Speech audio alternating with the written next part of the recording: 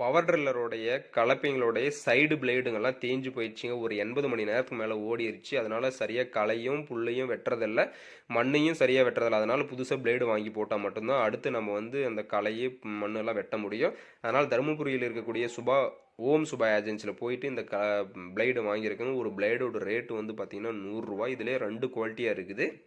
நம்ம வந்து ஃபஸ்ட் குவாலிட்டியில் இருக்கிறத நம்ம வாங்கியிருக்கோம். இந்த பழைய பிளேடு வந்து பாருங்கள் தேஞ்சு போயிடுச்சு. தேஞ்சிட்டு ரொம்ப குட்டையாக தான் இருக்குது. அது வந்து ஷார்ப்பாக இருக்குது. கையை பட்டாவே அறுத்துரும் அந்தளவுக்கு இருக்குது.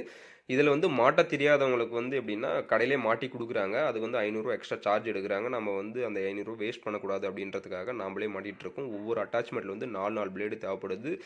2 பிளேடு வந்து உள்பக்கமாகவும் 2 பிளேடு வெளிப்பக்கமாகவும். இந்த பிளேட்லேயே வந்து பார்த்திங்கன்னா திக்னஸ் ஷார்ப்பாகவும் ஒரு பக்கமாகவும் ஒரு பக்கம் வந்து தடிமனாகவும் இருக்குது. அந்த திக்னஸ் ஷார்ப்பாக இருக்கிற பக்கம் தான் நம்ம வந்து பிளேடு வந்து வெட்டுற மாதிரி நம்ம வந்து அட்டாச் பண்ணி இது பண்ணணும். இது வந்து ஃபுல் வீடியோ நான் கொடுக்குறேன்.